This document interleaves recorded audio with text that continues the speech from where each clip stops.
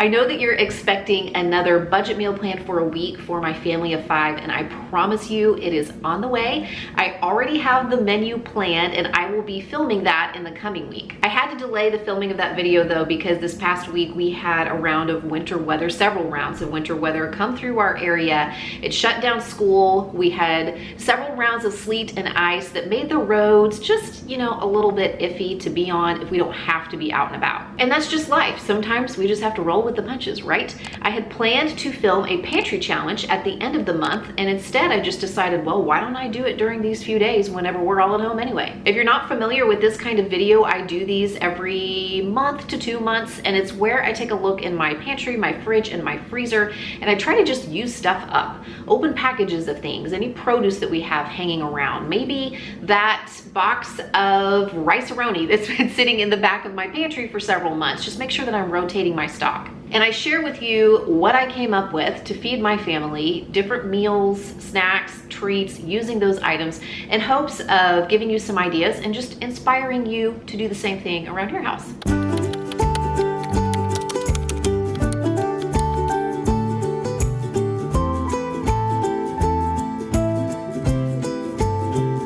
A few weeks ago, I found packages of Rhodes frozen rolls clearanced out at my Walmart for just 50 cents a bag. I also have about half a package of pepperoni and some cheese, like some odds and ends of different cheeses in my refrigerator. So I thought I would try to make like a pepperoni pull-apart bread for the kids for lunch today. So I took 16 of my Rhodes rolls out of the bag and just laid them out on a cutting board covered to thaw for a little while. I'm going to use my pizza cutter and just slice those into 4 little pieces per roll. And I'm going to toss them with some of this olive oil spray. I was just going to use olive oil, but I have this spray that has been in my pantry for a while. I bought it thinking it would be good on air pot popcorn, but it is not. But it's good on veggies and other things. So I'm gonna spray a little of this on the roll pieces and also maybe sprinkle in a little Italian seasoning, a little garlic salt. And I thought I would just layer the roll pieces with sliced up pepperonis, shredded cheese, and just do that several times in a bundt pan to make this kind of pull apart bread. And after I layer everything, I'm going to just let it proof for about 30 minutes or so because the rolls still need to rise some. I let this proof for about an hour actually, and then I baked it in a 350-degree oven for right at 25 minutes, and it has turned out fantastic. I just have some veggies and ranch here on the side, and the kids can kind of munch on this as they breeze through the kitchen on their way to do something else, or on their way for their next round of sledding or movie watching or whatever else they have in store on this snow day. Grand Opera opening, collect $50 from every player. What? $50? Wow. For opening night seats. For name one opera. Hubba Shakespeare. That's not even, No. what are you even talking Here's about? my $50. You're the daughter of a vocal teacher. You don't know one opera? No. Come on, McKenna. told me. I have this boxed wild rice mix from Rice-A-Roni in my pantry. I don't even remember what I bought that for or how long it's been in my pantry. I mean, it's not been more than like 6 or 8 months, but definitely time for me to rotate it out. And I stumbled across this recipe on my friend Carrie's website. You've heard me talk about Carrie before. She and I go way back. We were both actually fostering and adopting through Oklahoma DHS at the same time, and we got to know each other really well. She has a website called Eating on a Dime, several others, and then she runs a subscription service called Lazy Day Cooking Club with her sister Christina. And that is where they put new recipes into their member dashboards every month that are not only for the crock pot, but they're designed for freezer prep. Anyhow, I'll leave some more information about that in the description box, and I have a code that you can use to get 50% off your first month with Lazy Day if you're interested in that. But this was a recipe for a ground beef and rice casserole, and I haven't seen anything like it or tried anything like it myself for the crock pot, so I thought I'd try it tonight. So in my slow cooker right now, I have a pound of ground beef browned, and I have 2 stalks of celery and half an onion chopped. And that is actually all just half of what Carrie recommends. I'm kind of halving some of the recipe. To that, I added 2 tablespoons of butter and 2 tablespoons of soy sauce. And Carrie's recipe calls for 1 can of cream of mushroom, but you know, if you watch my channel, that I make my cream soups from scratch. So I use 3/4 of a cup of milk, 3/4 of a cup of chicken broth, and 3 tablespoons of cornstarch. that I brought up to heat and just kept whisking until it got thick over the stove, and I poured that into the crock pot as well. Then I added my box of rice mix and the seasoning packet. And then I added 1 cup of broth and only 1 cup of water, which is half of what Carrie recommends. Because at the end of the cooking cycle, which is 3 to 5 hours on low, she doesn't recommend cooking this recipe on high, you're supposed to add a cup of instant rice to soak up the rest of the liquid and bulk up the recipe. I don't have any instant rice, so my plan is just to make 1 cup of rice on the stove and then stir that in at the end of the cooking cycle right before we're ready to serve it. I have to say, this is super tasty. I already tried it. I don't think I've ever had anything like this, at least not a crock pot recipe, but it's really, really good, flavorful. You could even add like more rice to it if you wanted to stretch it a little bit farther, but this turned out really good. I'm excited to dive into this. Plus I have some green beans and some toast on the side. Yummy dinner. If you have stumbled onto my channel recently because you're looking for budget cooking content, I actually do consider these types of videos to be budget cooking, because not only am I trying to use the food that we have and keep from throwing away very much if I can help it. We're not perfect. We still have to throw things out occasionally, but we've tried to be better about it. But also, doing this exercise helps me delay going to the grocery store by a couple of days every single time I do this. And across the year, I'm saving money because I'm using the food that I purchased as best as I possibly can. And across the year, these few days here and there that I delay going to the grocery store, it really adds up in our grocery budget. Another day, another snow day. And by snow, I mean ice. And by ice, I mean about a ½ inch, well, about 1/4 to a ½ inch of sleet that was dropped onto our driveway and the surrounding streets that has made it pretty difficult to get out and about. We have still managed to do so a couple of times, but we have not had school for 4 days. Fingers crossed for tomorrow. Pretty please with a cherry on top. Let's hope so. However, the kids have actually been really great, and I'm going to get some soup going in the crock pot for today. This is a vegetable beef soup that my husband has made several times that he really liked as a kid.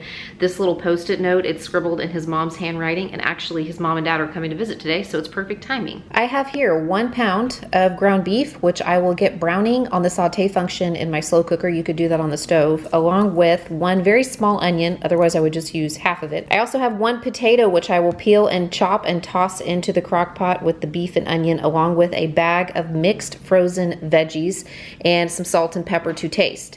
Not pictured are 2 cans of cream soups. The original recipe calls for 1 can of cream of celery and 1 can of cream of mushroom, but I'm going to make mine from scratch on the stove using 3/4 of a cup of broth. I'll use beef broth this time, 3/4 of a cup of milk, and 3 tablespoons of cornstarch, which I will just bring up to a medium-low heat and continue stirring until it thickens. The last ingredient that this recipe calls for is V8, and the original recipe calls for 2 cans.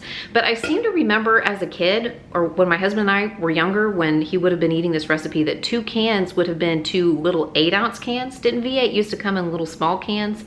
So I think I'm just going to add 2 cups. This is a 12-ounce can, so it would be like 1½ of these cans. And I actually had these in my garage fridge. It's one of the reasons why I thought to make this soup, because I've been wanting to use this up. So I'm gonna get all that going in the crock pot and get it on high, since I'm getting a late start, so it should simmer on high for about 3 hours or so before we're ready to eat it. One of our neighbors brought this to us for Christmas, and it's basically like a soup in a bag. It's got a can of Rotel right here. It's got a can of chicken in the bottom. And then it has this mason jar that has a little package of like tortilla chips and then some spices and some rice on the bottom.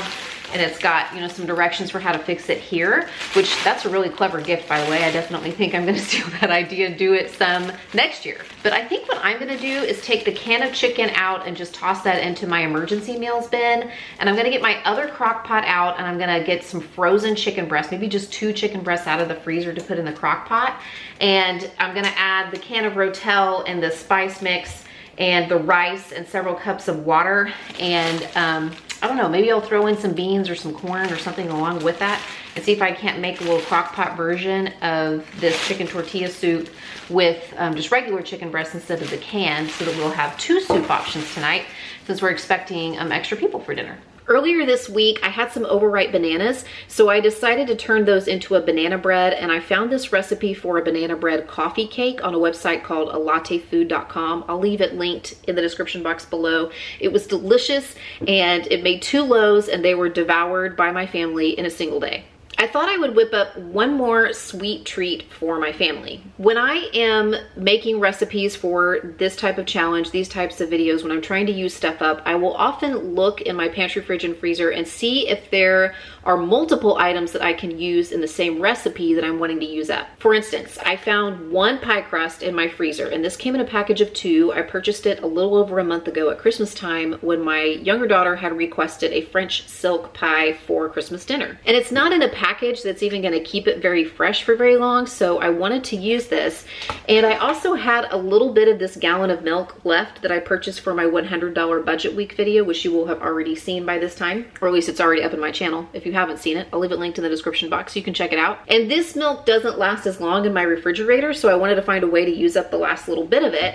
And when I saw that I also had a package of banana cream pudding in the pantry and 1 lone banana that needs to get eaten, I thought, surely I can come up with some kind of banana cream pie type concoction. It can't hurt to add this little bit of cream cheese too, right? And then I could use up multiple items that I am wanting to, you know, get out of my pantry, fridge, and freezer.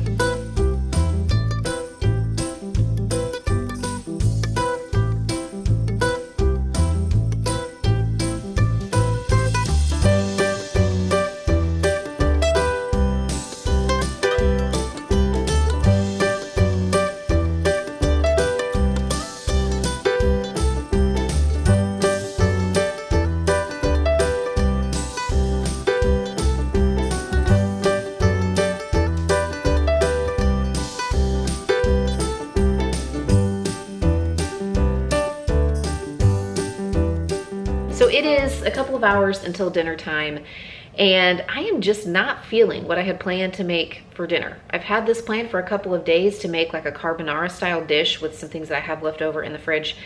And I don't know, I'm just not feeling it. And I'm kind of tired of cooking, and I'm just really craving just some like good old like meat and veggies, go light on the starches tonight. And when I find myself feeling this way and it's too late to throw something in the crock pot, I know I don't want to do like a lot of cooking on the stove. I find myself thinking about what I have on hand that I can throw onto a sheet pan and pop into the oven. And I remembered that out in the freezer, I had a bag of shrimp. And my parents actually brought these to me because somebody brought them to them as a gift. Biloxi Shrimp Company, wild caught in our backyard, wild caught USA shrimp. And they're like really big, deveined tail on shrimp, so I think these will be really good. So I'm letting those thaw for a little bit, and then I'm just gonna toss them with a little bit of olive oil and some Auntie seafood seasoning, and I will put those on a sheet pan and cook them in the oven. I also have some zucchini and a couple of bell peppers that I can chop up, and I'll put those on a separate cookie sheet with just, again, some olive oil and a little bit of all-purpose seasoning, and I'll roast those in the oven as well. The funny thing about the shrimp is that they were a gift for my parents from some friends, but my parents don't care for them, so they brought them to me, but I don't really care that much for shrimp.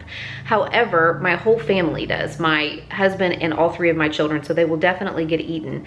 But I also remember that I have these little petite filet mignons in the freezer. I found these on clearance about a month ago, and they really need to get eaten because they're not packaged in such a way that they can stay in the freezer for very long. So once those thaw out a little bit, I'm just gonna sprinkle a little bit of salt on them. I'm gonna sear them on each side for probably just a minute since they're very small in an oven safe skillet, and then I'll pop them into the oven to finish cooking to the internal temperature that I want them at. This is actually a plate that I just made up for one of the kids, and I had some little potato poppers, that's what these are called, in the freezer, and I put them in the air fryer at 375 for 7 minutes and then at 400 for an additional 5 minutes, just so they have a starch there on their plate.